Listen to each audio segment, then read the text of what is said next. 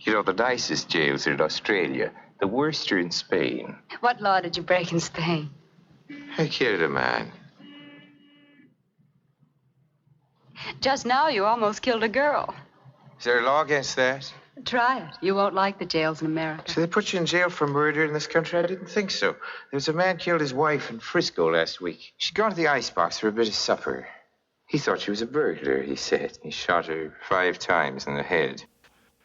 This film's about an Irish sailor, played by Welles, badly, who finds himself enchanted by a woman and joining her and her husband on a yachting trip. When they pick up her husband's incredibly sweaty law partner along the way, he proposes a scheme for the sailor to help him fake his own death. And then things just end up getting more and more crazy for the sailor after he agrees to the plan, and it goes horribly, horribly wrong. See, I consider this Orson Welles' Indiana Jones and the Temple of Doom. And I love it for the same reason I love that Spielberg film, which is that really for the only time in their careers, they sent respectability out the window and just made an insane, maniacal film that went in the nuttiest places their imaginations could think to take them. Mm-hmm. And it's not necessarily clean. It doesn't lead to a masterpiece, but I think it does lead to a lot of fun. After this, we're going to see a lot of seriousness from Welles. So watching him have this much fun as a director is really a pleasure. And, you know, you mentioned the Irish accent. And yes, it's a terrible Irish accent.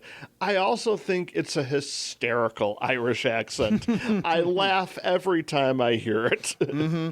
I have to admit, I was burned a little bit when I first saw the movie because it was touted to me as a noir story, and the kind of twists and dark turns it was taking were of a more noirish vein.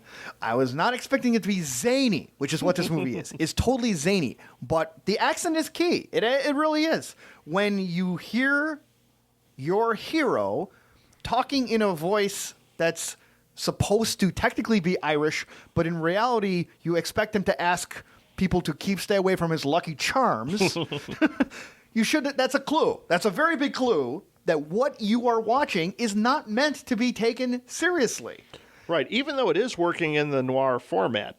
Rita Hayworth is there as the wife, the femme fatale, the wife of the powerful lawyer played by Everett Sloane from and his crutches. And his crutches, yes, he is.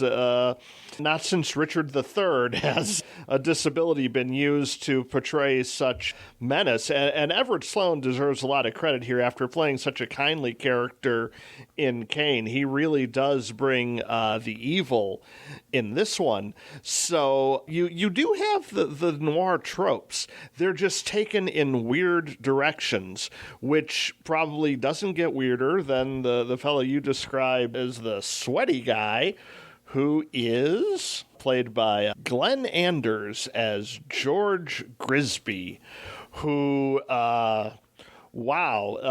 this guy's voice, demeanor, and sleaziness just ooze out of him. The way he asks Welles' character, how about a little tarrrrrrget practice? Everything this guy says and everything he does, that was the thing that yanked me way out of the movie completely. It was a fourth and fifth wall breaking performance to have him just come in and just almost talk to Welles' character in a way almost that he's sort of propositioning him for some like salacious activity of a he is propositioning him to kill him. That's right. But it comes across like he's propositioning him a way of a way more salacious nature, let's put it, some rest area related stuff or something. And this is enhanced by the direction of Welles of this guy he's always sweaty. His lips are trembling. His eyes are just beady and just always have these eerie, horrible glow about him. And he almost seems to like at any moment to have his tongue out and panting. See, the things that took you out of the film are just things I found very funny and turned it into pretty much a noir comedy. Noir films are not without like their share of like grotesque characters. Like, I mean, look at how Gutman and Cairo from like Houston's The Maltese Falcon. But oh my God, Grisby is just this like feverish, demonic, weird force of greaseball nature to me. And also that kind of ties me in on what also just helped ruin the movie for me on that was that his presence is so potent about how disgusting and sleazy and disreputable that he is that when Wells's O'Hara character actually agrees to anything this guy does as opposed to running for his life in the other direction, that I, who up to that point was believing in the steps of the noir story and while thinking like Wells's character is a bit of a chump, and obviously he is doing a lot of this out of adoration for the femme fatale, you know, but you don't agree to whatever this guy says. Well, he even says outright in his Lucky Charms accent that he's not too bright when it comes to women. That's certainly true, but when Grisby tells you to go and open a door, you just don't do it. At that point, just don't do it. Just stay the hell away from this guy. Yeah, but this is not that kind of a movie. This is a movie about, like you said, a guy not too bright, just getting in more and more crazy situations. Even before Grisby, I think, appears, there's like the world's most feverish yacht trip where like they're in this like crazy voodoo jungle fire environment, you know, and the way Everett Sloane plays Mr. Bannister is like this half man, half machine, half like evil walking stick, you know, or praying mantis in the way he walks around with these cane. But then it takes a whole other turn when, by agreeing with Grisby and then having the plan go horribly wrong, which leads to, of course, the incredible sense of inevitability that it was going to go horribly wrong, you then get this whole trial sequence, which is like one of the most absurdly deranged trial moments in film history. Like the jury is a bunch of gossips. The judge is treated as a complete fool. Like the proceedings are like treated as this absolute absurd farce, right up to the point where Wells's character goes, "Oh, can I go and confer a moment with the judge?" Which involves him choking the judge to unconsciousness and then being able to just completely run off. But then the movie shows its full hand near the end. Right, because now then the climax takes place in a carnival, which allows Welles to fully exploit the surreal environment of the carnival, in particular, a hall of mirrors, which was such a powerful scene that it would be replicated in the 70s in Bruce Lee's Enter the Dragon. Yeah, and look at all the things to do to get to that point. It shows its hand literally by having, first off, he arrives by a slide, a super wacky slide to arrive in this carnival, and then says, "It turns out that it was me in the madhouse," which is basically what he was going on in the movie all along. But here, that surrealist touch that you're describing just gets to like full flower because these walls are waving at them and his shadow is like 4 feet higher than he is, and he's like, he can't find his own footing.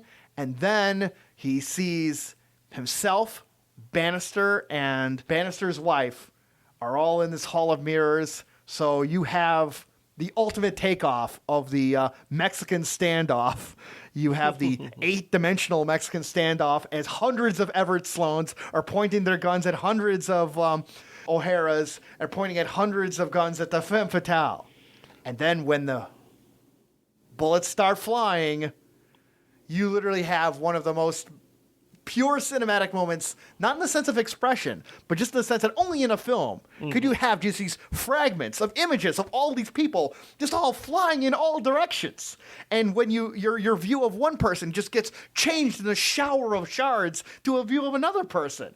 And just like, whoa, what the hell is this? It's like, it's just this great moment of film imagery just getting at you all at once. Right, it's Orson Welles unleashed.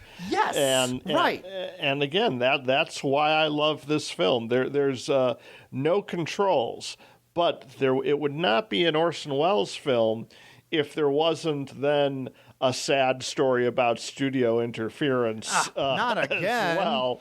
And sure enough, yet another 40 minutes was cut out of this film from the studio. So even though there's nothing that seems obviously missing to me as far as plot goes, there could have been more, and it may have changed the structure and how we view the film, but we don't know. But why was the studio, aside from length, ready to yank the rug out from Welles here? Well, Welles did another one of his little self-destructive moves here. You see, he was married to Rita Hayworth as production began. They were actually in the process of getting a divorce. They would divorce soon after, but they still wanted to work together. And Rita Hayworth had just come off a big hit called Gilda, a wonderful, more traditional noir, and she was known for her long red hair, and was the sex symbol of the time. And so anyone expecting a Rita Hayworth film would expect this beautiful woman with her long red hair to grace the screen. So what does Welles do? Welles decides, all right, I am going to cut her hair and dye it blonde. Yeah. This, just by way of context, I want to say that for Gilda, or in preparation of the roles that would lead for Rita Hayworth getting Gilda, she had a lot of work done on her, including, I believe, having her hairline raised through surgery. I think the studio had spent up to like nearly $1 million in giving Rita Hayworth the makeover to make that very specific long-haired persona, and now they have Welles cut that hair. Oh my God, that would have sent any studio head through the roof. And then also tie that into like that she really doesn't do any seductive things in the movie. Instead, she plays as a power behind the throne kind of thing, something that Rita Hayworth is not at all equipped to do, and Orson Welles was not dedicated to really doing that for her. He was more dedicated to showing Grisby sweating and yelling off another scene. Right. But the studio was dedicated to more scenes of Rita Hayworth in a bathing suit. Exactly. Which we do get. Well, we do get, but you gotta figure they were making a lot more of that. In fact, it was based off a novel, and they, seeing that how Welles could quote-unquote behave on the stranger, was thinking, oh, he'll make a fine, energetic version of a standard noir story. And imagine you get the film and you get this. This bit of delirium that leads to this completely incomprehensible carnival atmosphere. Oh my God. If you were working at that studio, I would understand completely why you would just go, oh my, don't give this guy pocket change for him the bus ride to get him the hell out of here. But in fact, pocket change is exactly what he got for his next film.